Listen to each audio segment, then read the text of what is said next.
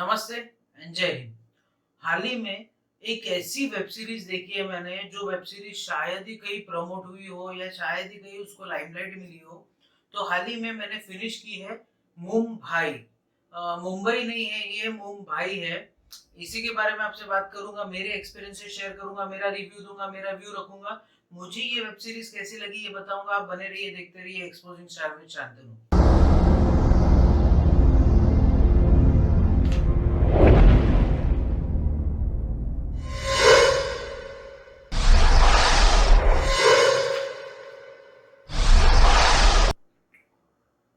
तो हाल ही में मैंने एक वेब सीरीज देखी, उस वेब सीरीज का नाम है मुंबई।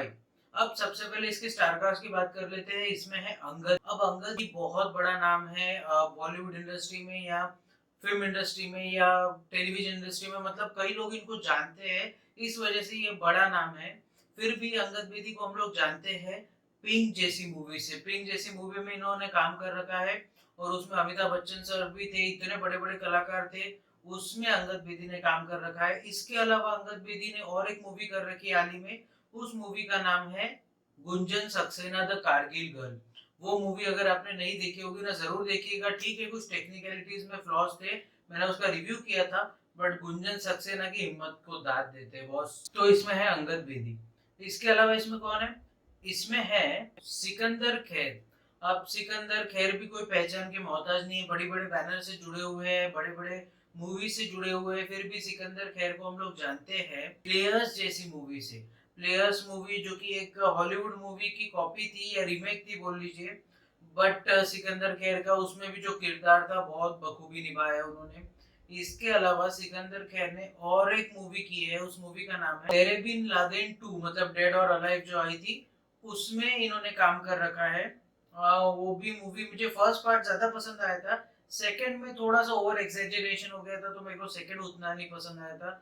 हालांकि उसमें मनीष पॉल भी थे, मनीष पॉल का मैं फैन हूँ यार, मुझे अच्छे लगते हैं वो, उनकी एक्टिंग भी अच्छी लगती है। बट ठीक है, अभी जनता को नहीं जमता है तो इसमें है सिकंदर खैर। और सिकंदर खैर यार एक बहुत बड़ी लेगेसी अपने साथ लेके चल रहे हैं। मतलब अनुपम खेर साहब की जो लेगेसी है, वो लेगेसी को कोप अप करना किसी के लिए भी बहुत मुश्किल होने वाला है।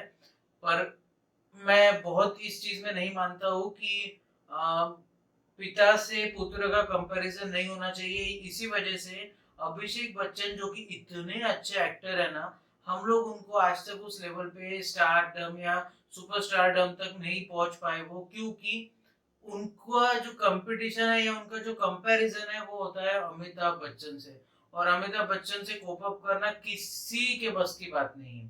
तो मैं चाहता हूँ कि ऐसा ना हो। हर किसी की अपनी आइडेंटिटी है। बहरहाल तो ये तो होगी स्टारकास्ट की बात। अब बात कर लेते हैं इसके प्लॉट की। इसका प्लॉट है क्या? 1980 से लेके ये प्लॉट घूमता है 2005-2006 के बीच में। 1980s में उस जमाने की मुंबई जो या बॉम्बे हुआ करती थी, उस जमाने में बॉम्बे में नाम की सरकारें हुआ करती थी, मतलब चीफ मिनिस्टर नाम का, होम मिनिस्टर नाम का, आर्थिक कैपिटल भी हुआ करती थी। पर सरकारें चलाई जाती थी गैंग वालों की, या गैंग वॉर, जो दाऊद गैंग, हाजी मस्तान गैंग, ये गैंग वो गैंग, भाइयों का राज हुआ करता था मुंबई में। मतलब मुंबई में कोई भी गैंग को आप एक्सटॉर्शन मनी दिए बिना कुछ भी काम नहीं कर पाते। ये उस समय की बात है। अब उस समय एक बंदा अंगद साउथ के एक शहर से या साउथ के एक छोटे से गांव से मुंबई आ जाता है। और बहुत छोटी सी उसकी उम्र रहती है, समझ लीजिए 10-12 साल का लड़का। अब वो मुंबई में आके किस तरीके से वेटर का काम करता है, किस तरीके से जद्दोजहद करता है, और अपने आप को एक एटीएस का ऑफिसर बना देता है, एक बहुत बड़ा एंटी टेरर स्क्वाड का ऑफिसर बना देता है। और सिकंदर खैर की मदद से अंगद बेदी एक बहुत अच्छे लेवल पे पहुंच जाता है। अब आप बोलेंगे सिकंदर खैर कैसे अंगद बेदी की मदद करता है? सिकंदर खैर भी सेम गांव से बिलोंग करते हैं जिस गांव से अंगद बेदी बिलोंग करते हैं, बट सिकंदर खैर मुंबई में आके भाई या डॉन बन जाते हैं और अंगद बेदी पुलिस ऑफिसर बन जाता है। अब पहले पहले ऐसा लगता है कि अंगद बेदी को देश की सेवा करनी है, बहुत सी चीजें करनी है, ऐसा मेरे को भी लगा जब मैं देख रहा था। पर धीरे धीरे ना अंगद बेदी को पैसे या शोहरत की जो भूख थी वो बढ़ने लगी। तो वो अंगद बेदी पुलिस में होके या एटीएस में होके भी लोगों से एक्सटॉर्शन मनी लेना चालू कर देते। एक्सटॉर्शन मतलब कि भाई पुलिस तुमको प्रोटेक्शन देगी, आप मेरे को पैसे दो। तो अंगद बेदी ने धीरे-धीरे ऐसा मुकाम हासिल कर लिया था कि मुंबई के हर न्यूज़पेपर में फ्रंट पेज पे अंगद बेदी की फ़ोटो हुआ करती थी कि ये जहाँ पे भी कोई गुंडे को देखते थे वहाँ उसको एनकाउंटर कर देते थे। इस टाइप का उनका था। अब ये देखने के बाद अंगद बेदी से जलने लगे थे अंगद बेदी के कुछ सीनियर लोग, जो उनसे बड़े लोग थे। वो बोलते थे कि यार हमारा कोई फ़ोटो कहीं पे आ नहीं रहा है, अंगद बेदी आगे बढ़ते जा रहे हैं, हम लोगों को प्रमोशंस नहीं मिल रहे हैं।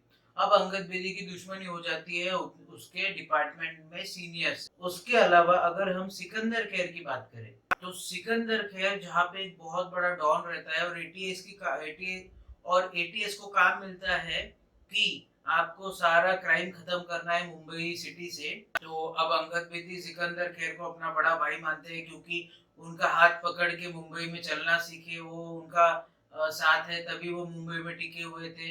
पर अंगद बेदी किस तरीके से सिकंदर खैर का इनकाउंटर करे, वो बिल्कुल नहीं चाहते सिकंदर खैर को मारना। पर क्या अंगद बेदी और सिकंदर खैर के बीच में कुछ रिफ्ट आ जाएगी?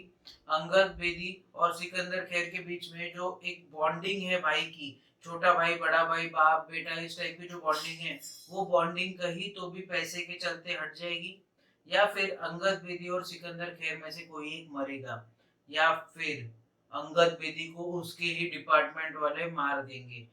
इसके बीच में ये सारी स्टोरी झूलती है। अगर शॉर्ट में समझाओ तो अंगद बेदी एक साउथ से आया हुआ एक छोटा सा बच्चा, जो मुंबई में बड़ा नाम शोहरत इज्जत हासिल करता है, पर वो इज्जत बहुत उसको सर पे चढ़ जाती है और वो इज्जत के चलते वो पैसा लेना, कार लेना, बड़े बड़े आदमियों से अपनी पिक्चरें बनवाना, बहुत सी चीजें करता है। वैसे सिकंदर खैर पहले से सेटल रहते मुंबई में, भाईगिरी की लाइन में, या डॉन बने हुए रहते, बहुत बड़े डॉन बन जाते हैं।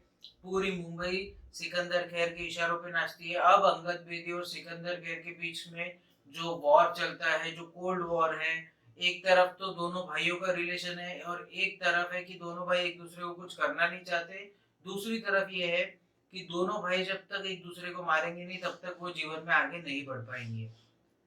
तो ये तो हो गई स्टोरी की बात। अब बात कर रहे थे इसके एक्टिंग की। मुझे एक्टिंग कैसी लगी? यार एक्टिंग बहुत जबरदस्त है। मतलब जितने भी मैंने सिकंदर खैर को देखा, अंगद बेदी को देखा, मुझे एक्टिंग बहुत अच्छी लगी उनकी।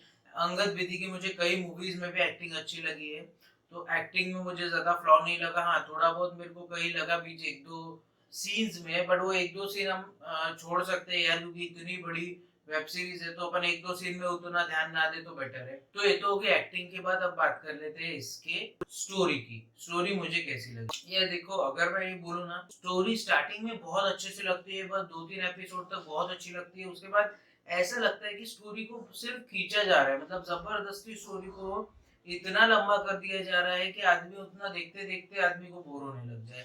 तो बीच का पार्ट, मतलब पहले स्टोरी यहाँ से एकदम चालू होती है, फिर नीचे आती है, और फिर जो एंड होता है वो भी ऊपर तक होता है। तो स्टोरी से मैं नाइदर गुड नॉर बैड में रखूंगा।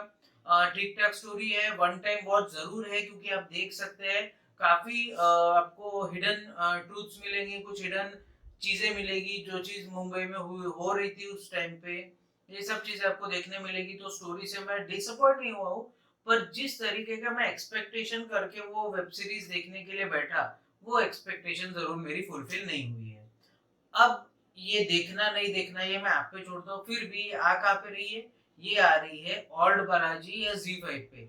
और हाँ, एक बात जरूर बता दूं कि ये आप अपने फैमिली के साथ बिल्कुल बिल्कुल बिल्कुल भी मत देखना, क्योंकि ओल्ड बालाजी है तो आप जानते हैं कि यार वो लोग थोड़ा सा बहुत ज़्यादा उसमें इंटीमेसी डाल देते हैं, बहुत ज़्यादा वो अब्यूजिव वर्ड्स डाल देते हैं। खैर आज तक तो सारी वेब सीरीज में, मैक्सिमम वेब सीरीज में वर्ड्स खराब है ये, बट इसमें बहुत ही ज़्यादा न्यूडिटी है, बहुत ज़्यादा खराब चीज़ें हैं। तो वो आप फैमिली के साथ मत देखिए, अकेले में देखिए, स्टोरी अच्छी लगेगी। स्टोरी के हिसाब से मेरे ख्याल से आप वन टाइम वॉच रख सकते हैं।